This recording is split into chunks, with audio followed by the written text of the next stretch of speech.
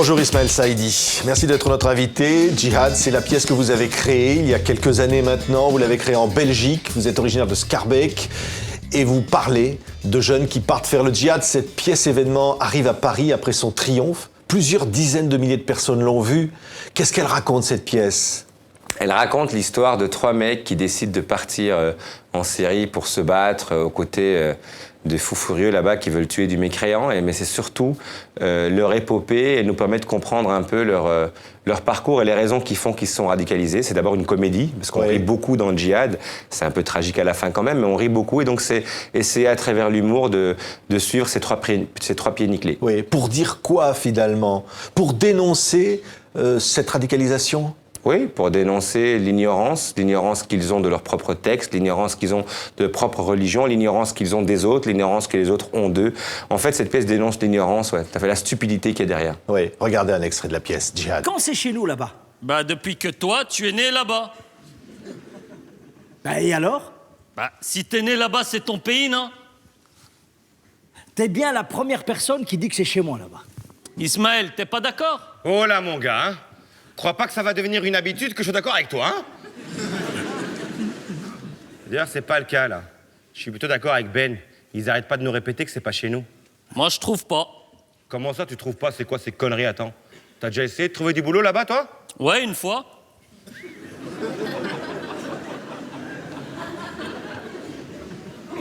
Et? Ah, j'ai envoyé mon CV, mais on m'a dit que le poste n'était plus à pourvoir. Et t'as mis ta photo sur le CV? Ouais, c'est obligatoire. Et t'as appelé pour l'interview? Non.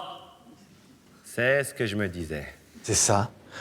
C'est aussi finalement la situation de ces jeunes. Ouais, c'est leur situation et c'est... La pièce, en fait, elle pointe du doigt un problème. Moi, je considère, alors, encore une fois, je suis un spécialiste de rien, hein, mais moi, je considère que la source de ce qu'on appelle aujourd'hui la radicalisation, comme moi j'appelle plutôt la marginalisation, c'est une hydre à 2 têtes. Alors, il y a une tête, c'est clair, c'est un problème sociétal, des ghettos, des quartiers qu'on a laissés abandonnés, que ce soit en Belgique ou en France, d'une génération entière dont on ne savait pas quoi faire, on les a parqués dans des endroits. Et ça, c'est un problème qu'il faut essayer de régler et qu'on essaie de régler depuis des années. Mais l'autre tête dont on ne parle jamais, ce sont les pressions que les, avec un S, communautés musulmanes exercent sur leurs propres adeptes. Mes 3 gars, s'ils se radicalisent, c'est l'un parce qu'il pense qu'Elvis est juif et que les juifs, on lui a dit qu'on pouvait pas. Donc il y a une espèce d'antisémitisme qui est installé dès l'enfance. Le deuxième, parce qu'il sort avec Valérie, il veut l'épouser. Sa mère lui dit que Valérie, c'est juste pour s'amuser, c'est pas un être vivant, ça.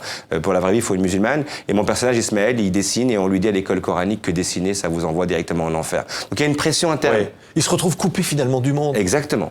Ils se retrouvent coupés de ce qu'ils aiment, de leur passion, de leur talent, de leurs envies, à force d'être dans une vision du monde qui, pour beaucoup aujourd'hui de gens de confession musulmane, finalement, est une vision binaire, manichéenne. Tu peux pas. Ouais. Licite, illicite. Alors, et ils sont au milieu. Ils partent, j'allais presque dire la fleur au fusil, pour aller tuer des mécréants, parce qu'on leur a promis qu'ils mourraient la fleur au fusil.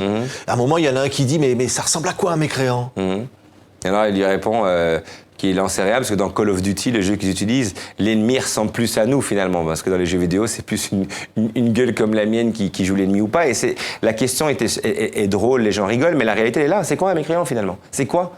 C'est quoi l'autre ? C'est qui l'autre, en fait ? L'autre, finalement, qui n'est que moi, qui n'est que mon reflet, l'autre qui est moi. Et en fait, de nouveau, dans cette espèce de fossé qu'on a créé entre les gens, on a créé un fossé qui est le eux et nous, vous et moi. En fait, mon camp et le vôtre. Alors que ces camps sont inexistants, que ces camps sont artificiels. Et ces jeunes et moins jeunes sont enfermés dans ces camps-là, en fait. Ils arrivent à la fin, et d'ailleurs, ils disent, c'est qui l'ennemi, finalement ? On n'arrive pas à trouver d'ennemi. C'est qui ? Le juif, le chrétien, le sunnite, le chiite, c'est qui l'ennemi ? Donc, et ça, c'est une responsabilité. Alors, je suis belge, musulman, pratiquant, assumé. Je ne le disais pas avant, ça n'avait pas d'intérêt, mais là, je pense que c'est bien de pouvoir mettre un nom sur un visage. Pour moi, il y a une responsabilité énorme des musulmans. Pas de la communauté, parce que pour moi, c'est un fantasme, ça n'existe pas une communauté musulmane. Pas une responsabilité de l'islam ? Non, l'islam, en fait, c'est une philosophie, on en fait ce qu'on veut, comme le christianisme, comme le judaïsme.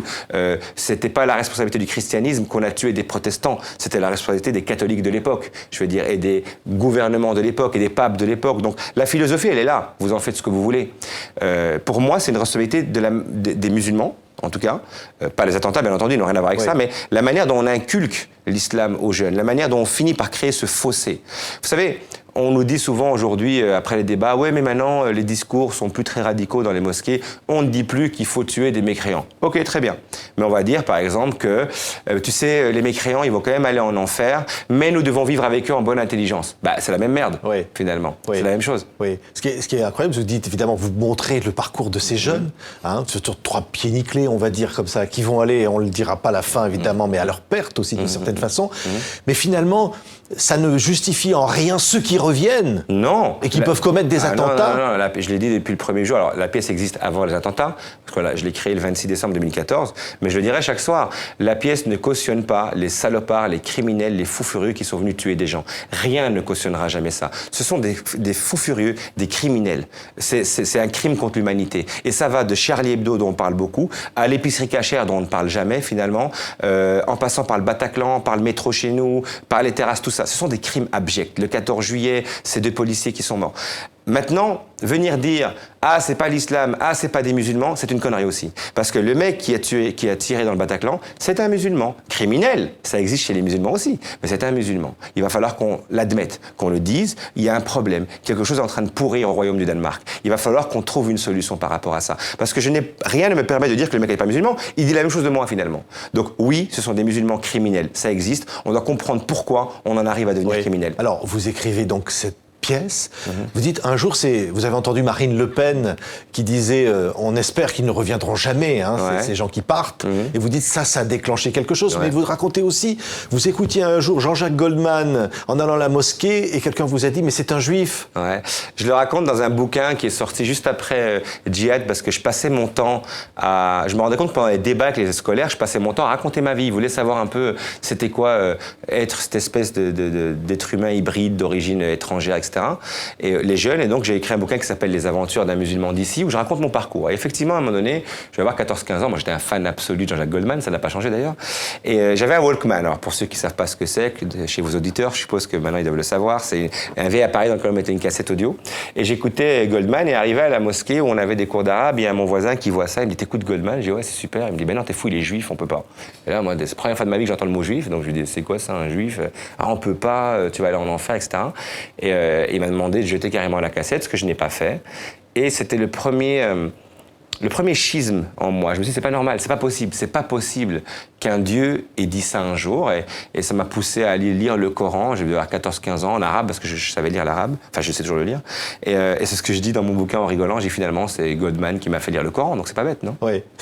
Ce qui est aussi incroyable, c'est qu'il y a un débat. Ouais. 1 heure de débat, parfois, à la fin de la pièce, qui va être donc joué dans 60 collèges en France, à la demande du ministère de l'Éducation nationale, qui va donc provoquer ce débat. Et là, vous êtes interpellé, parce qu'il y a de véritables discussions. Alors, on demande toujours aux professeurs de ne rien préparer. Donc, aucune question à l'avance. Si je sens qu'elle est préparée, elle va à la poubelle. Et les gosses, les ados, ont le droit de dire ce qu'ils veulent. Ils savent qu'il n'y aura pas de point derrière, qu'il n'y aura pas de contrôle derrière. En général, on ne permet pas à la presse de filmer pour que les enfants puissent se lâcher. Et ils se lâchent. Vous savez, 1 semaine après Charlie Hebdo, moi, j'ai eu des ados qui lèvent la main pour me dire, vous savez, ils ont bien mérité ce qui leur est arrivé, ils n'avaient qu'à pas dessiner le prophète. Et donc, mon job à moi, avec l'islamologue qui est là, et le journaliste, c'est de décortiquer ça, de déconstruire les haines. Et alors, ça change? Ouais. Cette pièce arrive, j'allais presque dire, à changer les mentalités? Je ne sais pas si c'est la pièce qui arrive à changer les mentalités, ce serait vraiment présomptueux de ma part de dire ça. C'est le fait qu'on puisse parler.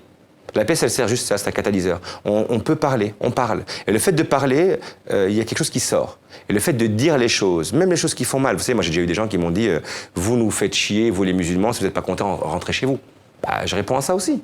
Je pense qu'il faut que ça sorte. Je pense que les gens qui ont peur, et là je parle de ceux qui ont peur des musulmans, c'est légitime aujourd'hui. C'est normal d'avoir peur. Mais on ne punit pas la peur, on ne condamne pas la peur. Si on considère que vous et moi, on est frères et sœurs en humanité ou en citoyenneté, ben, je vais vers vous et je vous dis, ben, si vous avez peur, parlons. Voilà, je suis là, touchez-moi.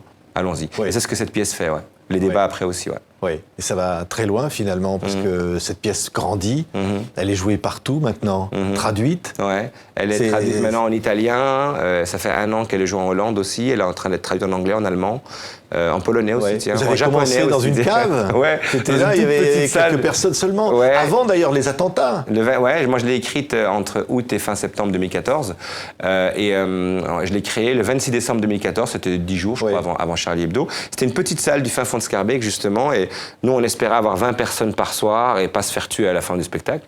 Et après ça, et dès le premier soir c'était guichet fermé, des gens qui faisaient la file dehors et ça n'a plus jamais arrêté. Et donc jamais de menaces? Non. Alors je sais qu'en général, c'est plus tension, sexy de ouais. dire que je suis surveillé par les flics, machin et tout, mais non, jamais de tension, jamais de menace. C'est une pièce qui rit de tout, mais dans le respect. Et moi, je considère qu'on peut rire de tout quand on commence par soi. Et nous, on commence par nous. Elle a toujours été très bien accueillie par tout le monde. Et on a des salles qui sont magnifiques avec des blancs, des noirs, des jaunes, des violets, des hétéros, des gays, des musulmans, des athées, des juifs, tout le monde en fait. Et ça marche. Et le fait de les voir rire ensemble des mêmes choses, ça vous donne beaucoup d'espoir comme auteur parce que vous dites c'est encore possible. Merci beaucoup, Ismaël Saïdi. Merci à vous. Donc, à Paris, c'est au Théâtre des Feux de la Rampe. On va dire, c'est à côté des Folies Bergères. Tout à fait, collé. Et donc, tous les soirs, exactement. C'est donc Djihad. Merci. Merci d'avoir été notre invité. Merci à vous.